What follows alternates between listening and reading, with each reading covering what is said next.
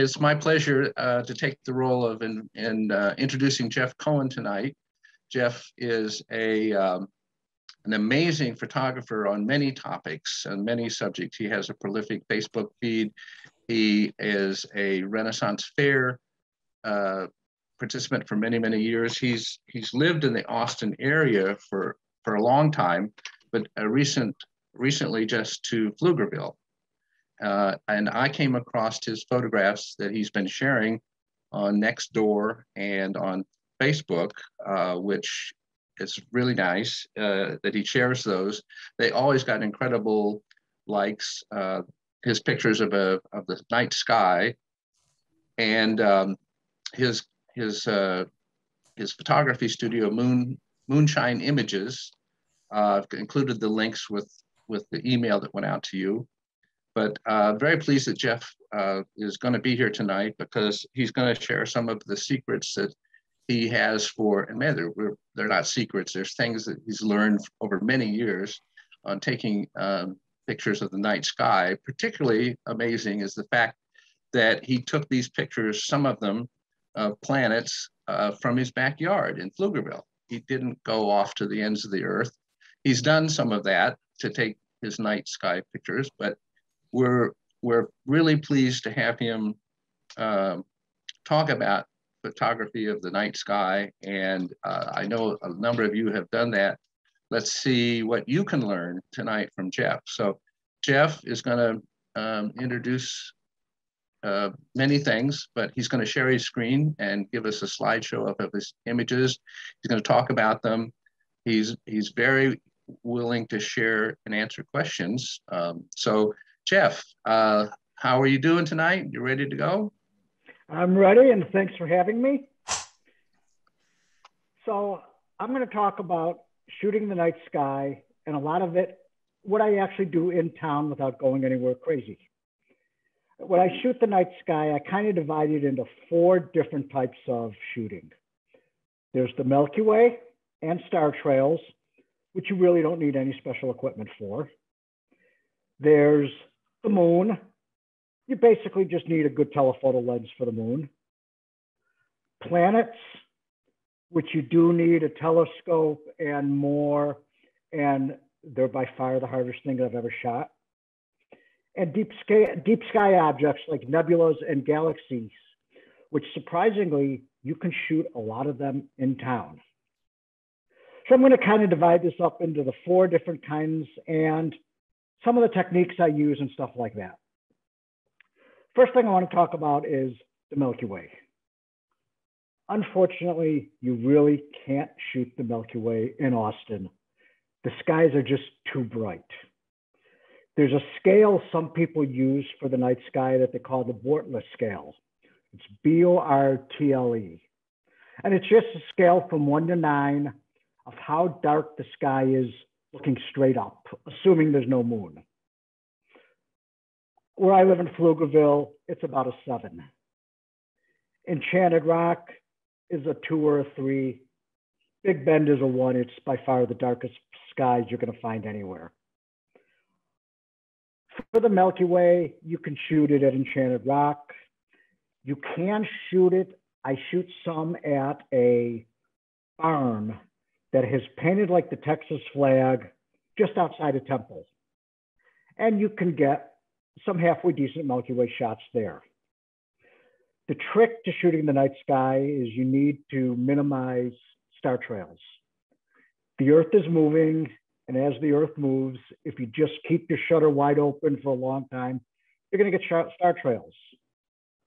But a handy trick for that is if you take 500 divided by the focal length that you're using, and you have to adjust that if you have a crop sensor, that pretty much will give you a good idea of how long you can shoot without getting star trails.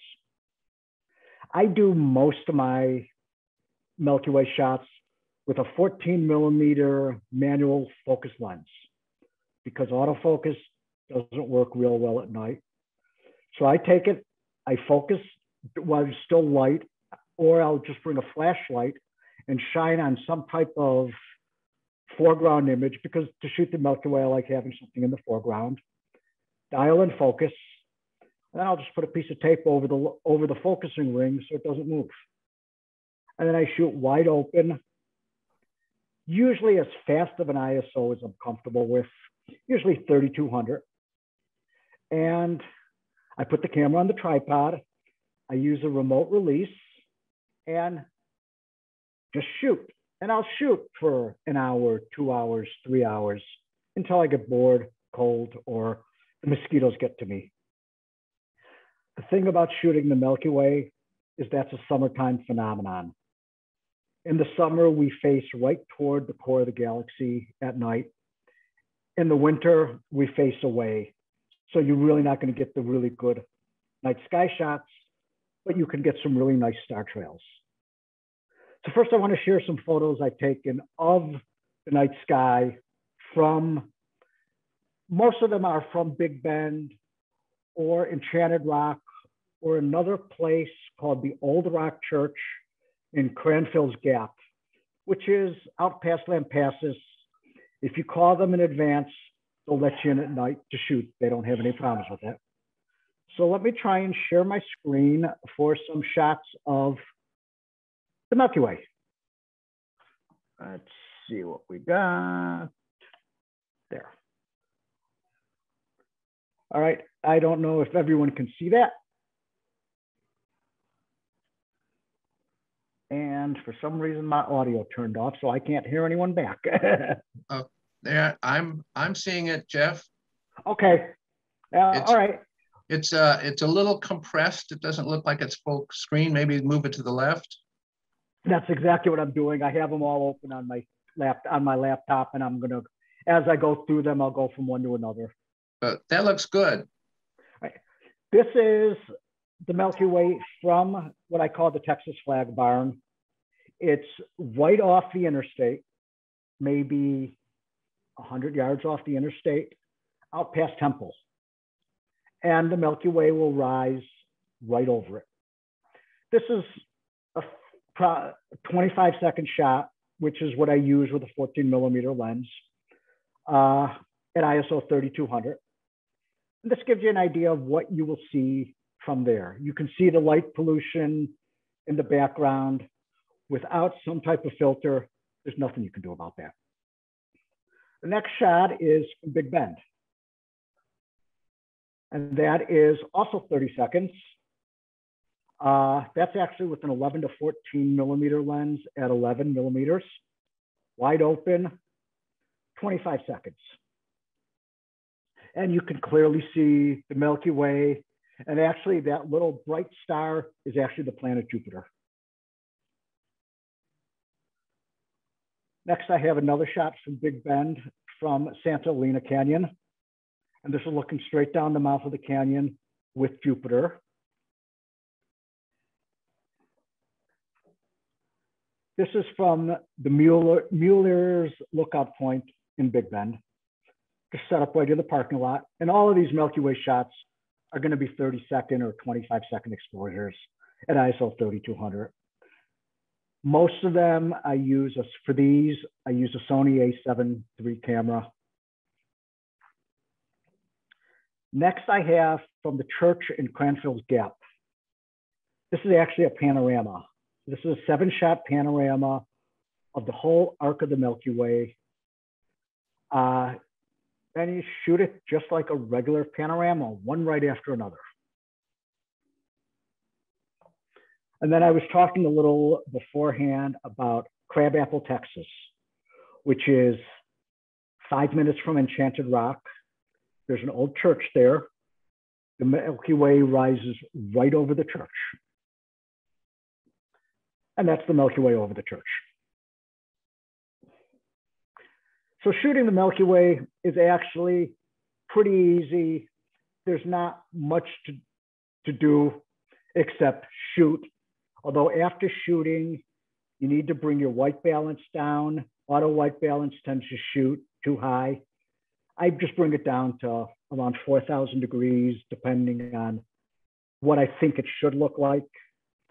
I tend to bring the black point all the way down and the highlights up as much until I think I get a good shot.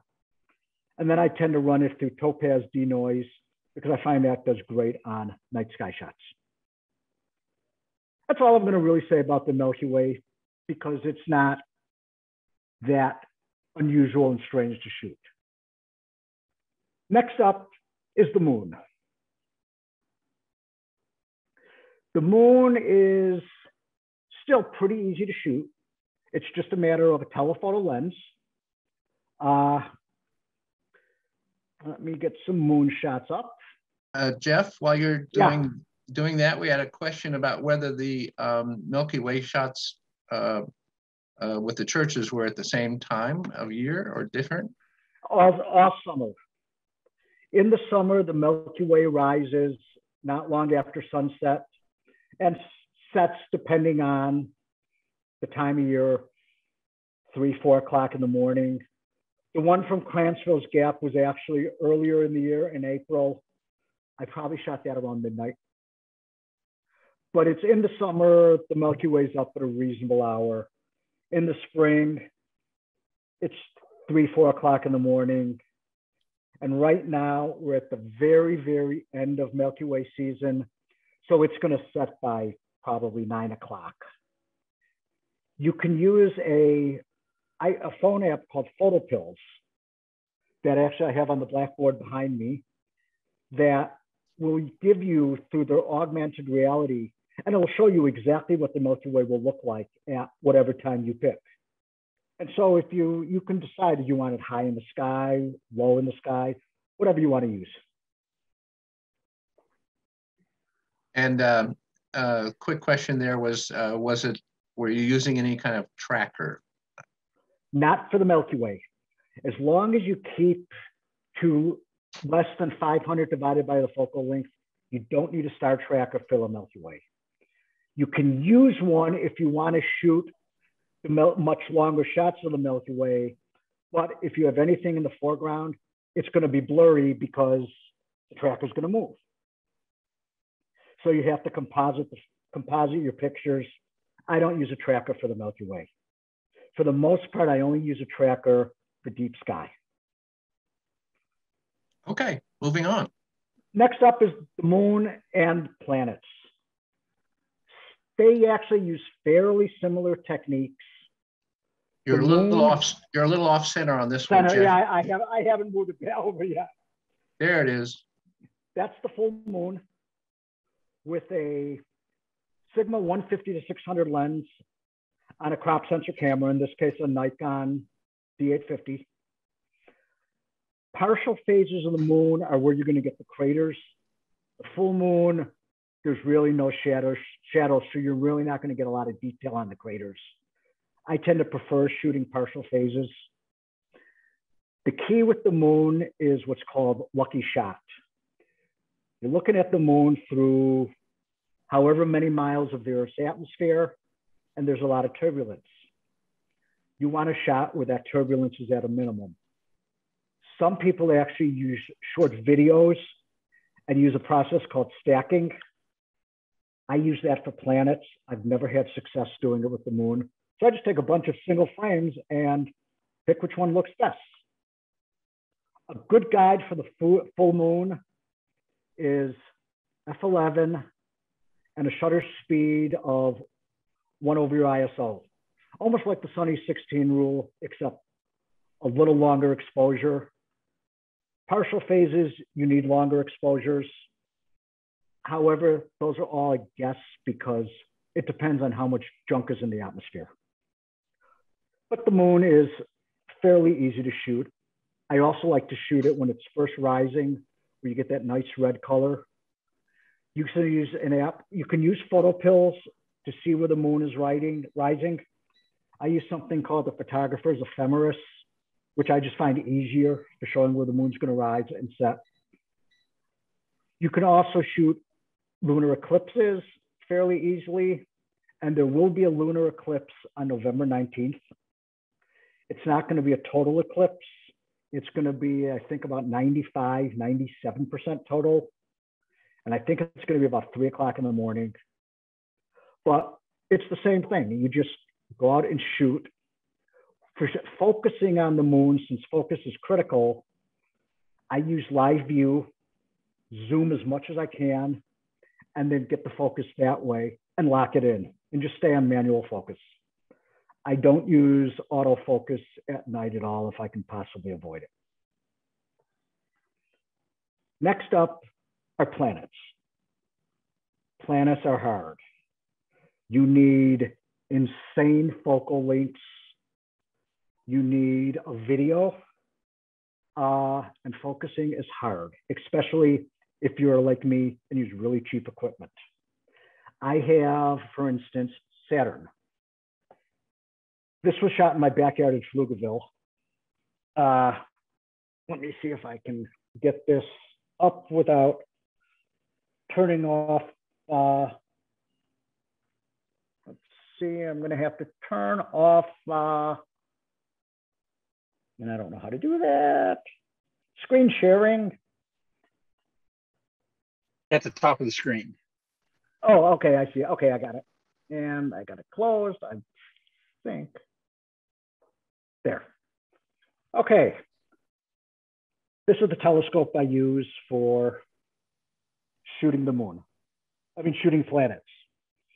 It's a cheap, maybe $500 telescope I bought at Costco a couple years ago.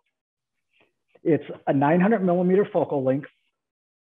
It comes with a tracking mount called an Alt-Az tracking mount. Great for keeping whatever you're looking at centered, lousy for shooting. Because while it'll keep whatever's centered in the screen, it rotates. So you'll be watching whatever you're shooting, and it's just going to slowly rotate around the screen. No good. I use a separate type of mount called an equatorial mount. I happen to use one called a Celestion AVX mount that I bought used for about 500 bucks. You align it to the North Star. And when you're aligned to the North Star, everything's going to spin around the North Star. And so the mount just has to spin in one direction opposite that to keep tracking. With that and without any other special equipment, if you have a good polar alignment, you can shoot a 2-minute exposure. For planets, I use that telescope, what's called a Barlow lens, which is a 2x like a teleconverter, and I use a crop sensor. So we're talking about maybe 3,000 millimeters of focal length. Even that's not really enough. I need more. That's why I say planets are hard. And focusing is also very difficult because literally looking at the mount funny, it'll shift. But there is something you can use for getting focus at night. They call it a Batinoff mask. And it's literally a piece of plastic. Looks kind of like this. This actually came with the lens I use for my deep sky stuff. It's just some slits in a piece of plastic. And when you put that and focus on a bright star, you'll get a diffraction pattern of 6 stars. You'll get a cross pattern and then right in the middle. You want to focus so that one right in the middle is exactly in the middle and you're focused. And then you don't have to worry about trying to focus on something very hard like planets. When you shoot the planets, the way people do it is they actually take a short video. For what I was using for Saturn, that's actually a 2-minute video. Let me get that up again. That's actually a 2-minute video. I use a program called Cyril, S-I-R-I-L, that will stack the individual frames. In this case, it's, 2,000 frames, 3,000 frames. It'll pick the best whatever percentage you want. I tend to use the best 50%. And it'll stack them all into one file that you can then edit in other software.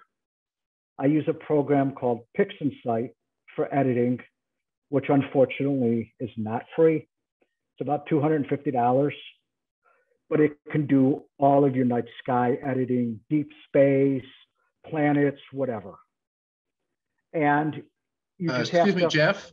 Yeah. So the question was, are these Macintosh software programs? And also, we will have a list of these later, I believe. Yes. I use a Mac. All of these run on a Mac. PixInsight will also run on a PC. I believe Cyril does too. Cyril has the advantage of being free. I'm a big fan of free software. There are actually more software that you can use on a PC than on a Mac that people use.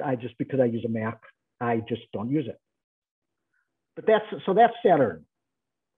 Next up is Jupiter. Let me go ahead and go ahead and put your links into the chat window. So okay. All right, if I can get it to work here.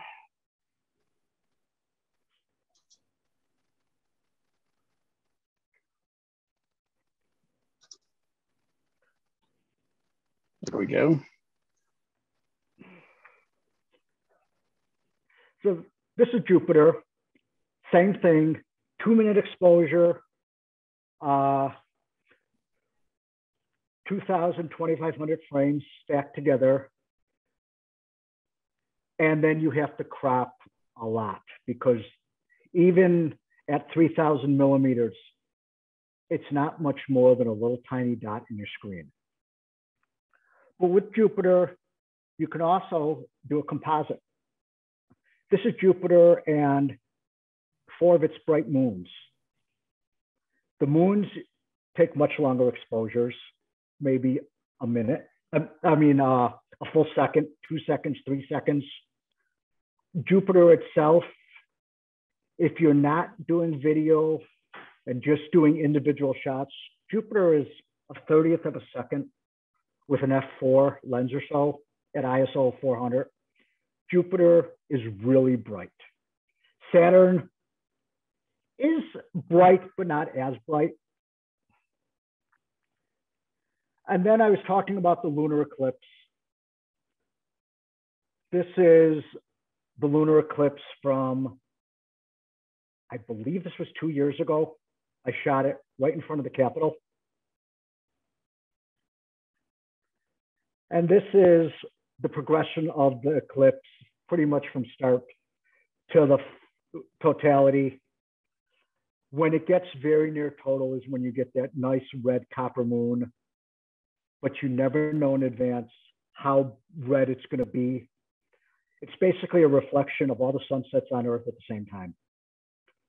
Because basically the moon is just being lit by the light reflecting off the Earth.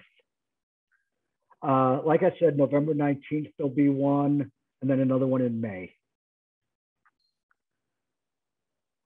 So moving on from the moon. We have other things you can shoot in the night sky. Sometimes there's comets or star trails. For a lot of this, you don't need special equipment for either. This is, I believe it was last year, there was a comet visible. And so I went out by the LBJ Ranch to shoot the comet. That is Comet Neowise over the old LBJ schoolhouse outside of Stonewall. And it's the same as most of my other night sky shots, a 20, 25 second exposure. That's a close-up of just the comet. A couple years ago, there was a solar eclipse visible in Kentucky. I'm the type of person that will drive through 4 states to shoot a solar eclipse because honestly, it was probably the coolest thing I've seen. And that's a total solar eclipse. There's actually going to be one visible in Austin in 3 years. And in 2 years, there'll be what's called an annular eclipse, where the moon doesn't quite black out the entire sun. So you get a little ring of sunshine right around the dark moon. And that'll be in 2023, visible in San Antonio. Somebody also asked about tracking. If you don't track and instead point your lens at the North Star, you can shoot star trails. All the stars are going to rotate around the North Star. And rather than just shooting a long, hour-long exposure, which is just going to blow everything out, including the sky, you can shoot short 30-second exposures, which is what I prefer to do because I don't have to use the bulb setting and my camera will do it. And use a piece of free software called StarStax, STAR-STAX. And that will stack all the individual images together to give you a nice star trail photo like this. And as you can tell, everything's circling around the North Star right in the center. If you go out to something like Big Bend, you're going to get a lot more stars in the same amount of time. Or if you go out to, say, Pedernales State Park, you can also get a lot of star trails out there, especially if you set up your tripod in the middle of the river and just shoot back toward the hills behind you. And then I want to talk about my personal favorite, deep sky photography. You know, for the most part, in Austin, without using much in the way of special equipment.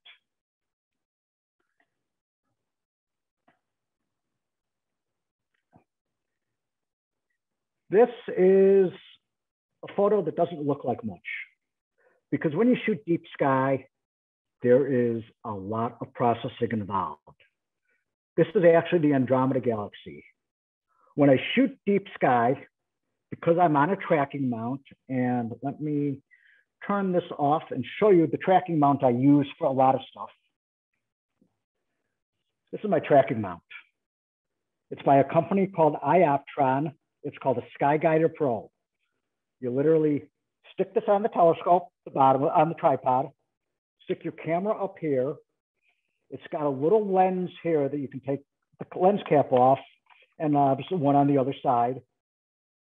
You basically view the North Star through here. And there's a piece of software that they will sell you, or not, that they will give you when you buy one of these. It tells you the offset of the North Star from what's called the galactic pole, which is what everything actually rotates about. It's a degree or two separate, and that's where you actually align. Well, once you're aligned, you can put a 70 to 200 millimeter lens on there if you don't want to buy special equipment. I do a lot of stuff with a special lens it's a 250 millimeter lens that's designed for astrophotography. But if you take a photo like this, let me get that back up. And what I do is, if I'm going to shoot, for instance, 3 hours, I'm not taking one long 3-hour exposure. The tracking on the mounts isn't good enough for that, for anything really longer than 2-3 minutes, depending on how well your polar aligned. So I'll do a 1.5 minute, 2-minute exposure, ISO 400, wide open, and I just take a long series of those. I'll take 2 or 3 hours, 1 minute at a time. Then I take another set of photos called darks, which are, everything is the same, except I keep the lens cap on. And the reason I'm taking those is the noise is random in any type of camera. Well, in the software that I'm going to talk about, it can take that noise out of the photos because you're going to end up stretching the histogram to bring a lot, like insane amounts, to bring out the details, but that's going to introduce a lot of noise. What are called those dark frames gets rid of that. And I tend to take 30 or 40 of those. Then I take a third set of photos.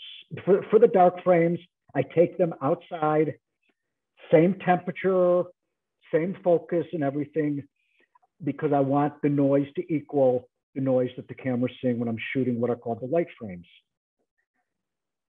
Then I bring the camera inside and I use an iPad screen that I have it set to a white screen, set it to aperture priority, and shoot another 20 or 30 shots of those. Those are called flats. Those are going to be used to get rid of, maybe there's a street lamp and there's a little glow for that, or a neighbor turned the light on or something. The flats help get rid of those. Some people also take another type of frame called bias frames, which are the exact same thing as the darks, except you shut your shutter speed as fast as possible. I tend not to use those. I've never found a use for them. But then once you have all of these separate photos, I use another piece of software called Nebulosity that will stack all the lights, all the darks, and all the flats into one photo. I bring that into PixInsight and stretch the photo in PixInsight. And then you can do curves adjustments in PixInsight. I prefer Photoshop. I bring it into Photoshop and I turn that into that. That's the same. That is just 3 hours of those 1 minute exposures stacked together, and the histogram is stretched. And that's from my backyard in Pflugerville with, let me bring this up. This is what I use. It's an old Sony a6000, a lens made by a company called Williams Optics. It's what's called a Redcat 51. It's about $800, so it's not terribly expensive. It's manual focus, manual everything. It's a fixed aperture of 4.9, but it's corrected for shooting the night sky. You can use it during the day if you want, but I only use it at night. I put that on my Celestron AVX mount because it has go-to capabilities. And a lot of what I'm shooting, I can't see at night. My eyes just aren't good enough. But with the go-to capability, once I'm polar aligned, I can then point the telescope at 3 known bright stars. And the whole mount will know where it's pointed at. And then I can just punch in the buttons, point at Andromeda Galaxy, which is M31. It'll move it and bring it into the center of the screen. If you're not sure what you're actually shooting and you want to actually take a test shot, what you can do is you crank your ISO up to 6400 or something like that. Take a quick 10-second shot. And then there's a free website called astrometry.net. The actual website, I believe, is nova.astrometry.net. You can upload a photo to that. And I take that photo that I took, the quick 10-second one.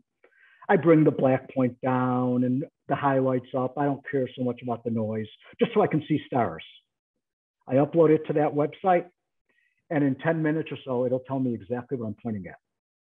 And so I know, okay, I'm pointing where I should be, or I have to move a little. And then I start shooting my long string of exposures. And after running through everything, that's what you can get in Andromeda. I also have on that lens, I do have a filter to help reduce noise pollution. It's by a company called Baader, B-A-A-D-E-R. It's called a Baader Neodymium Moon Sky Glow Filter. It cuts out a lot of light pollution because most street lights are very narrow band light pollution. And so if filters are fairly easy designed to get rid of a lot of that. The filters may be $120. You can get them either that screw onto the lens like I have, or they make some that actually will snap into your camera over the sensor. And that way you can just use one filter for multiple cameras. I've never been comfortable snapping it in front of my sensor, so I just use the one on my camera. But these are some of the photos that you can take using those techniques from either Pflugerville, or some of these are actually from Enchanted Rock, because some things, it is too bright to shoot. This is something called the Veil Nebula. This is a summertime phenomenon shot from Enchanted Rock. And this is about a 2-hour exposure. Okay, we're not seeing your picture. Because I didn't share it. Let's just, while you're doing that, any questions? We've got a Space Cat is a lens that's 250 millimeters. Verlin. It's called a Redcat. Oh. It's called a Redcat. It's by a company called Williams Optics. It's a 250 millimeter f4.9 lens. The design is corrected for coma and color correction. It's basically designed for shooting the night sky. Yeah, it's the same as a Space Cat, the Night Cat. There's a few of them. They just different colors, but they're all 250 millimeter f4.9 field flattener built in, and the lens cap is actually a Batinoff mask built in. Yeah, that was actually the mask I showed you was actually the lens cap for this lens. $800 and hard to find. Sometimes you can get lucky. So right now, telescopes, tracking mounts, all of that stuff is hard to find. But sometimes you get lucky. There's a company called Astronomics in Norman, Oklahoma, that tends to get a fairly updated supply fairly easily. And they're good people to deal with. That's actually, I brought this from a company called High Point Scientific, and it was in stock. And I got it within a couple of days. Other people have had to wait months. This is another shot. Go ahead. The filter I didn't see on the list of things that you know, it's not on the list. I thought about it this morning and didn't add it to the list. It's called a Baader, B-A-A-D-E-R, Moon and Sky Goa filter. Okay. It's about $120, $130, and you can buy it on Amazon. Cool. And it screws in my case, it screws right into the lens, and I keep it on there all the time. You also need an adapter to adapt the lens to your camera. It's called the T adapter. Williams makes an all-in-one unit that is easy to screws on the lens. The other end screws onto your camera, and you can get them from Nikon, Sony, Canon, pretty much those three. Fuji or something else, you're kind of out of luck on a lot of things for night sky stuff.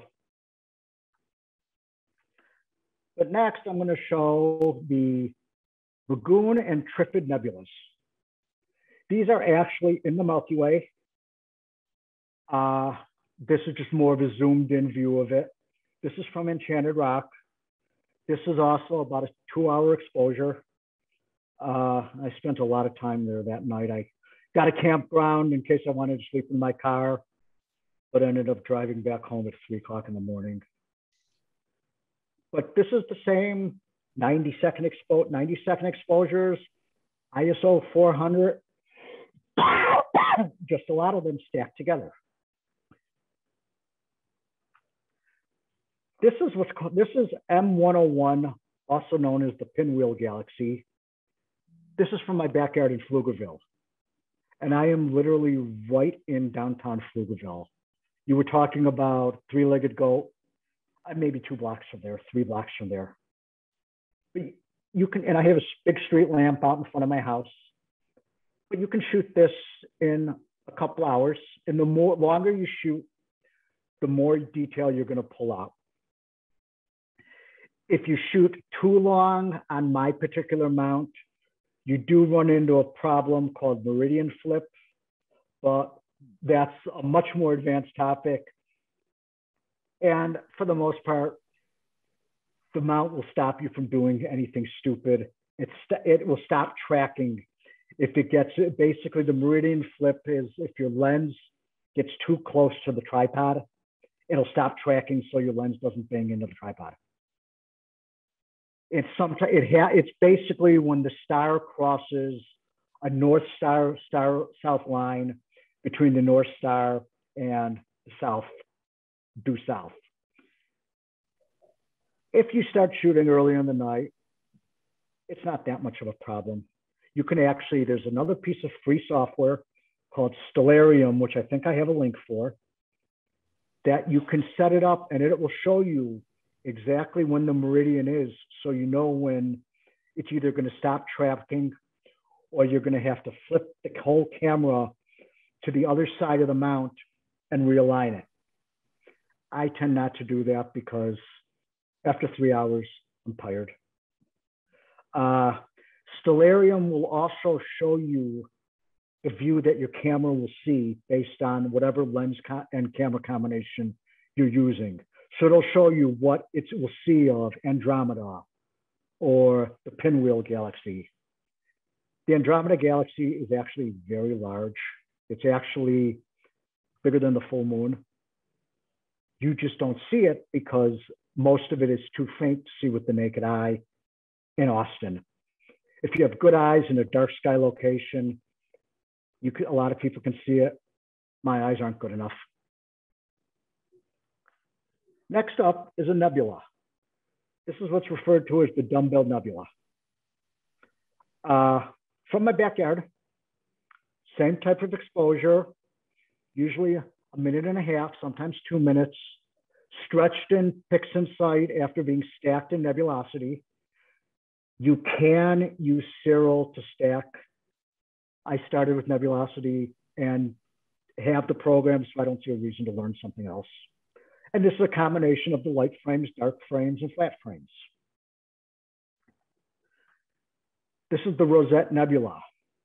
This is actually, I took this at Lake Pflugerville just because I wanted to see if it was any darker, because the Rosette Nebula is a little fainter, a little harder to shoot, but still in Pflugerville. These are actually, this is what are known as M81 and M82. The M refers to a catalog of bright fuzzy objects in the sky, nebula, galaxies. It was, some guy came up with it in the late 1700s and they still use it to this day. This is actually not far from the Big Dipper. And it's 2 galaxies. One is called the Cigar Galaxy for obvious reasons. I'm not sure what the other galaxy is called, but you can tell my tracking is pretty good because the stars are pretty much pinpoints. If your tracking is off, the stars will start to be elongated just because it's rotating a little.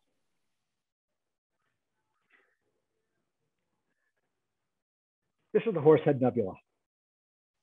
From my backyard, this is actually going to be visible and shootable. And it's shootable now if you want to be out at 4 o'clock in the morning. But every month, things will rise about 2 hours earlier.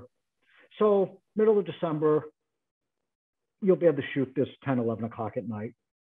It's actually right by the Orion Nebula. I think it's a very cool object to shoot. You'll notice it is red. A lot of nebula do tend to be either red or blue, depending on what created them. You won't see the colors with the naked eye. Our eyes just don't work real well and with color at night. The camera will pick up the colors. This is M33, the Triangulum Galaxy. I shot this a couple weeks ago from my backyard. Bright galaxy, very close to Andromeda. And right now is probably the best time of year to shoot them. They are high in the sky, not long after sunset. And a couple hours is really all you need. Shoot them. Next up is probably my favorite deep sky shot. This is the Orion Nebula and what's called the Running Man Nebula. They're both in the same field of view at 250 millimeters. You actually will have to zoom in a little because you can get the Orion Nebula, the Running Man Nebula, and the Horsehead Nebula in one field of view. This is roughly 2 hours, same type of thing, stretched in pixel sight. Then I use Photoshop and Topaz denoise I rely on a lot. It will get rid of a lot of the noise. But a lot of night sky photography is just practicing with the software. And PixInsight can do everything under the sun. I've barely scratched the surface of what it can do. There's countless YouTube videos. Next, I have 3 hours of Andromeda. This is actually shorter exposures. These are actually 15-second exposures at ISO 1600. I wanted to experiment and see what was happening. A little more noise, but using the flats and the darks will get rid of the noise. And you can see the different dark lanes in the galaxy. That little bright object below it is another galaxy. That's a companion galaxy to Andromeda. And kind of off toward slightly above the galaxy and just to the left of center, there's another bright spot. That's a third galaxy. That's also a companion of Andromeda. This is about the farthest object you can in theory see with the naked eye. This is almost 3 million light years away. So you're seeing what it looked like 3 million years ago.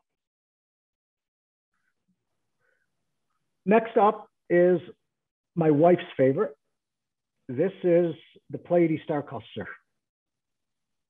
This is visible pretty much right now, or even maybe a little later in the year.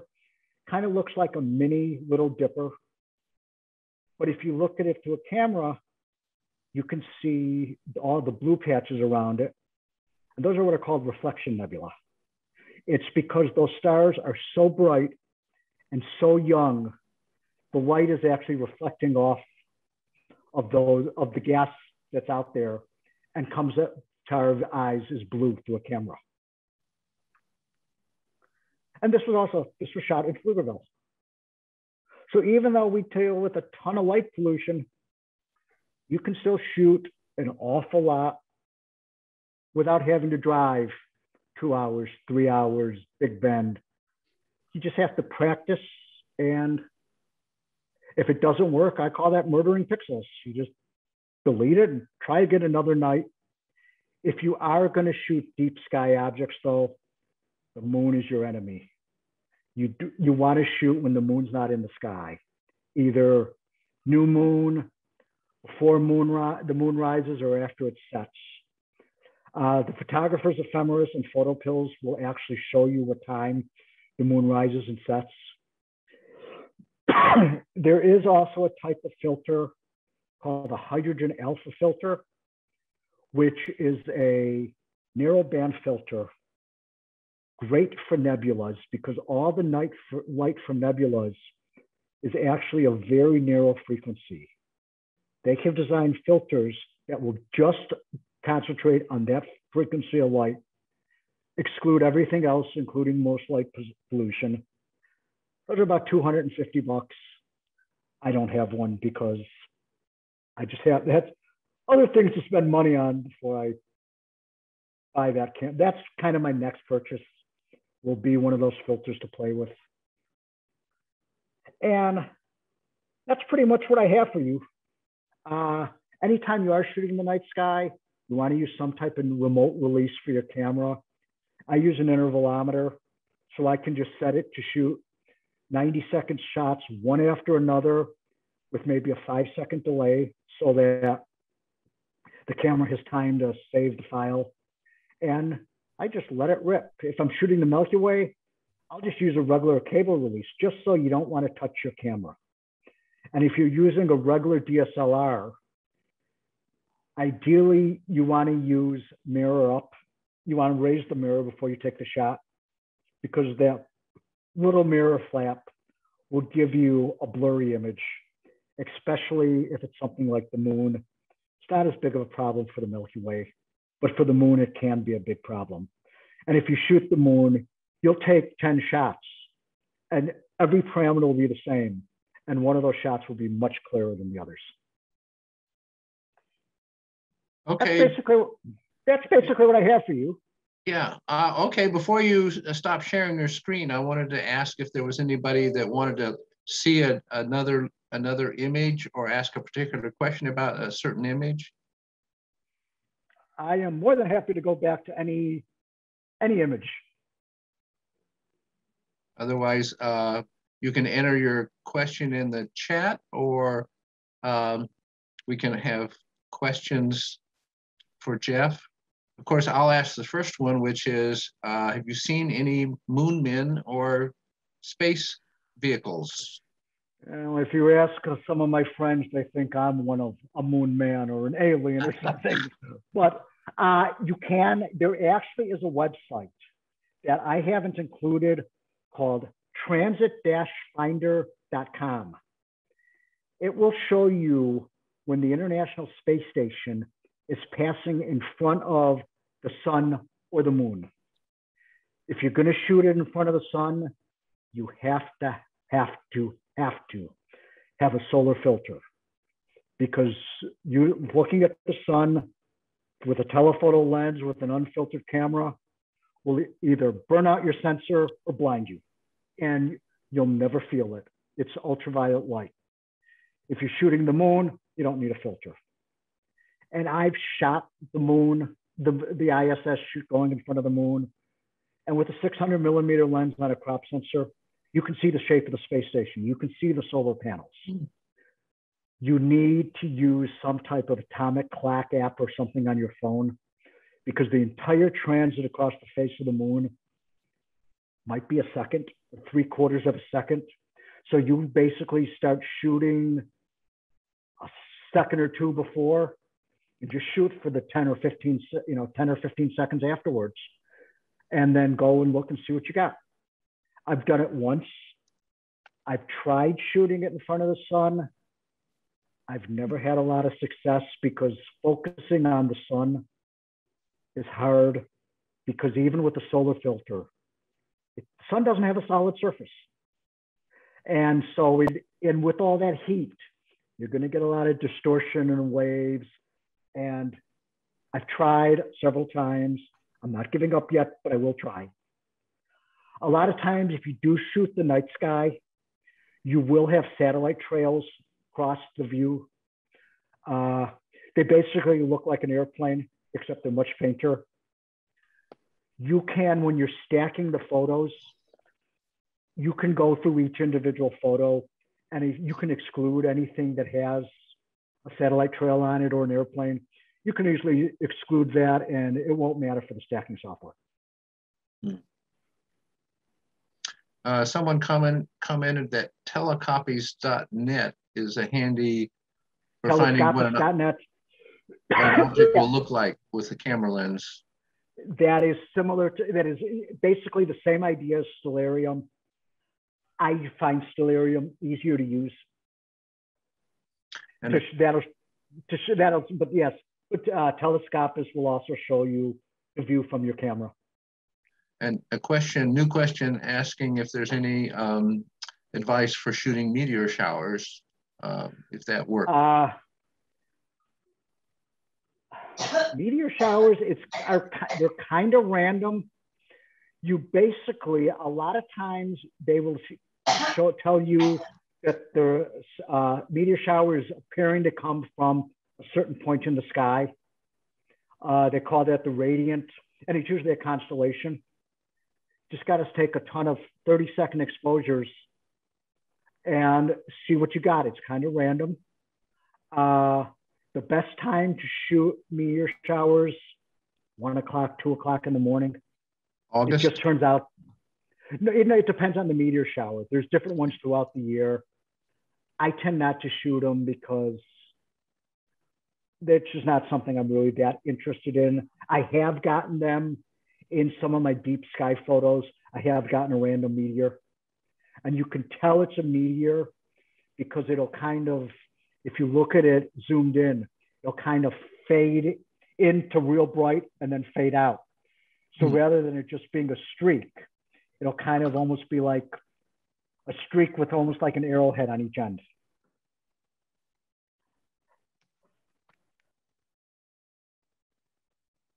Cool. So really the key for, especially for deep sky, is making sure you have good polar alignment, which is fortunately, the North Star is visible even from Austin. There is a way to find, it's literally due north and at an altitude of whatever the latitude of Austin is, what is it, 30 degrees, I think. And so it's 30 degrees up due north. And you can just use your compass on a phone. And it's the brightest star in the vicinity. There's no other real bright stars right around it, especially from Austin.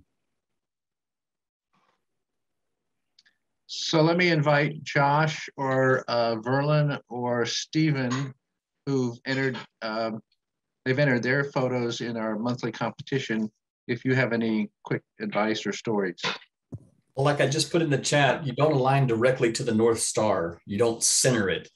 I use an app called PS Align Pro, which is not free, but it's like $5, I think. But depending on your latitude, you align around the clock of the North Star. Exactly. Around 11 o'clock for Austin, around 11 o'clock. I use an app called Polar Scope, which is made by Ioptron, the same people that make my tracker. And it's the same thing. It'll show you a little clock face and it'll say it's 9 o'clock tonight. You'd actually need Polaris to be at 9 o'clock on a clock face. And then you're properly aligned. I think it's a free app. I'm not sure. I've had it for several years. But yeah, you're 1 or 2 degrees off. Have any of y'all used, like, I know Canon makes I think they have a Canon RA where it has, it's more sensitive to the hydrogen. I think they used to make a 60D I don't know if any other makers make one, but Nikon made the 810A. Yeah. I knew somebody else said, I couldn't remember which one it was. Yeah. Has anybody else tried those? I've never used one, but there's some companies that will modify camera for the same sensitivity. I've actually used them I have an infrared camera that actually I want to try at night. I don't know. I have no idea how it's going to work. Yeah. My hunch is it's not going to work, but no guts, no glory. Yeah. Well, I mean, introduce some randomness in your process. You might get things that are even better, right? That's always kind of the goal. Do you ever do like night sky shooting parties or anything? I plan on having something at Lake Pflugerville once COVID lessens a little. Okay. I have some good friends that have a kid that is too young to be vaccinated. And so because we spend a lot of time with them right now, I'm not taking, even though I'm, had all of that. I actually got my booster shot yesterday. But until COVID lessens a little or their daughter can get vaccinated, I'm staying away from big crowds. No, that's fair. I didn't mean this week. I know. I will. I used to, before I moved to Pflugerville, I lived down in Circle C. And I would have occasional, let's shoot the night sky, let's shoot the moon from Circle C Park. I actually led, I used to be part of a group called the Photographers Adventure Group, which was a meetup group. Mm-hmm. And I actually led an excursion out to Big Bend to shoot the Milky Way. No, nice. We'll certainly help if you, when you make that decision. We have a meetup group, and I think we're reaching a pretty large number with that meetup group. Yeah, and I always have to be able to meet up. Yeah. I think I had about 6 people drive out to Big Bend. That's cool. To shoot with me. Yeah. And I was going to say you can get the Milky Way over downtown Austin. I've done it. Okay, you're the Pennybacker Bridge photo. Yes. Okay, I've seen that photo, and I was like, I got to try that. So I've shot the Milky Way. I've just never gotten anything that I really liked shooting it. But I've seen that photo, and I'm like, I got to try that next year. You did what, like a 2-minute track shot, and then with the night sky filter. Yeah, I night sky filter. It was tracked. I was just trying everything, and I exposed for the Milky Way. Then I also did the foreground separately, and then blended it together.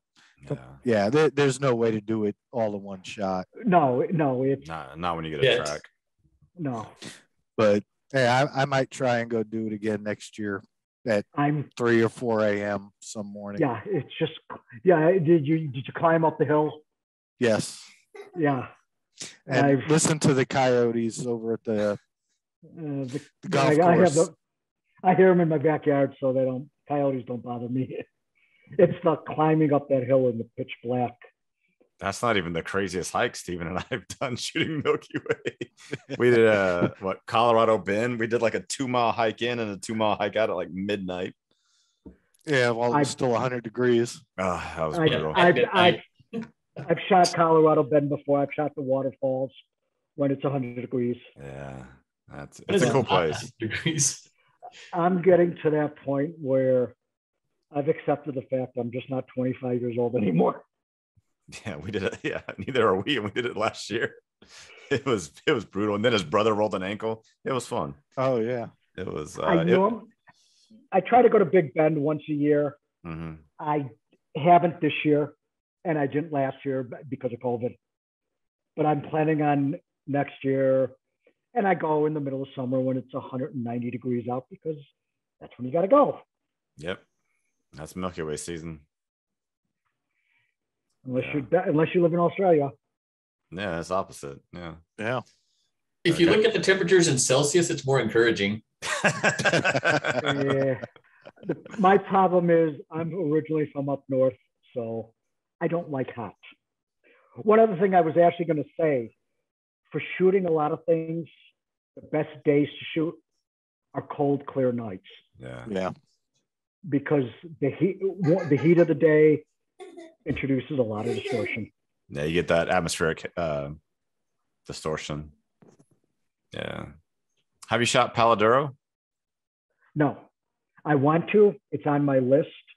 I just have never made it out there. I literally drove past it 2 months ago. We were in Colorado for the Renaissance Festival in August. We drove by it, but I've never actually been there. Yeah, one of the things about that Big Bend area, it gets kind of dusty sometimes, especially if there's a breeze. So that low level haze from Milky Way gets a little, and where Paladuro, there's a little bit more vegetation. So it seems to be, they're about the same on the Bortle scale, but the low level atmosphere is a little bit cleaner in Paladuro. But the first time I went to Big Bend, I got there to shoot from Fort Davis.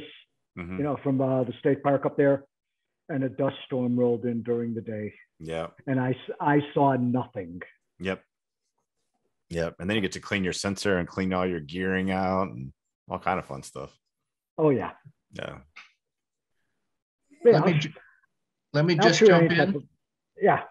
I'll just jump in and while we can, thank you so much for tonight's presentation. Yeah.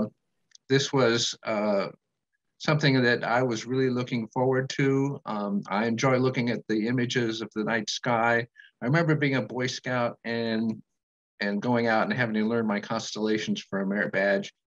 This brought it all back, and I'm so grateful that Jeff accepted our invitation. He's saying that he hadn't actually done something exactly like this before, and I think you did a masterful job. We really appreciate your being here with us, and you are now an honorary member. And thank you. Ed has added you to the website so that you can go there anytime and you'll see all the pages. And if you care to, I hope you will enter our monthly competition at some point. Yeah. I saw the thing about people, and while I normally don't shoot people because I don't, other than Renaissance fairs, I don't shoot people. But I actually do have one shot of a crowd of people that's not a run fair photo. And I may enter that if I can get it printed in time. Yeah, and people, that's kind of unusual. This is for that special, West Cafe downtown show. See, what are the themes we've had this month? We've had the current theme is water in all its forms. We haven't, which this might be a good plug to also say that we should be thinking of themes for next year's. Well, the next theme is probably going to be oldies, which is going to be in January. Yep. Yeah, the oldies means it can be older than 20, not older than 20, older than 2 years. Most of our photos have to be submitted and you have to take them within 2 years. And Josh, of course, he only takes pictures in the last 36 hours probably. No, 30 days. It's my 30-day challenge. 30-day challenge. Yeah. So wait, does oldies mean I don't get to submit in January? You must have some old pictures. No, because I'm the only one not oldie. Yeah, that was your rule, that they had to be more than 2 years old. Yeah, I know. I come up with just silly rules just to keep it interesting. So, and I shoot weird. I will shoot any type of weird thing I can think of. Josh likes weird. We have some landscape photographers. We have the bird and natural How weird we're talking here. Bears. We have a bear photographer. We do. Yeah, we got Steve as bear, and we got some abstract. Hey, I haven't seen a bear in 3 years, so I've just been doing. The real question is, has a bear seen you in 3 years? No. I have some bear photos, but they're polar bears. I went on a polar bear trip, 20 years ago. Yeah, Patty's got polar bears. Yeah. Before I went on a lot of cool trips before digital cameras. I would love to go on all those trips again now, but I hate to fly, so. I drug my happy self all over Yellowstone, where I drove to and drove back trying to get a bear shot and never saw a single bear. I saw warnings, I saw special trash cans, no bears. You went to the wrong place. There's Alaska. Alaska. Yeah. And this is where the Charmin toilet paper jumps up. Alaska is, I love it. We actually almost moved there at one time. Too dark, too cold. You were just complaining it was too hot. Now it's too cold. There's no pleasing you. Gonna start calling you Goldilocks. There's cold, and then I'm originally from Chicago, and I moved here from Wisconsin, so I know cold. I'm not moving to Alaska. It's also too dark. That we actually went there over Christmas to see if we could handle it. Interesting. I live in Pflugerville. Yeah. So Steve put his Pennybacker Bridge picture in the chat, and several people thanking you for your time, Jeff. Something about a follow-up on post-processing, but that sort of sounds like a specialist deal. That's a long process. Yeah, honestly, for post-processing, look at YouTube. Yeah. There are literally, especially for PixInsight. PixInsight makes Photoshop look user-friendly. Yeah. That's being kind. PixInsight is just, even after watching the videos, I'm just mashing buttons. I have no idea what I'm doing. Designed for engineers by engineers. Has anybody used PTGUI? For my drone, yes. I use it for my drone. It works, but oh my God. I use the auto. I just do everything automatic and don't worry about it. Yeah. Have you flown it in Pflugerville, and anybody ever questioned you about it? I have flown it in. The problem with Pflugerville Shotguns. I'm not worried about shotguns. I'm worried about the FAA. Yeah. The airport outside of Pflugerville, that Austin executive. Yeah. They're not part of the system that lets you get automatic air authorization within 5 miles of the airport. Mm. ABIA is part of the system. So I can fly downtown, by, I think the 5 mile boundary is right by 35 and the lake. And I can get authorization to fly there from ABIA without a problem. Austin Executive isn't part of the system yet. Technically, my house is within 5 miles. I may have flown during like the snowstorm last year and over the old Pflugerville water tower, but for the most part, I've flown over the field. The DJI Mini 2 is less than 255 grams and gets you out of a lot of that. You still technically, you still need permission to fly. Even you don't have to register, but technically you need permission to fly. I have a Mavic Pro. Well, the Pro's bigger. Oh yeah, I'm registered with the FAA. I don't have my Part 107 yet because I don't do it as a business, and I don't want to pay the $150 for the test. Yeah, I said I'm cheap.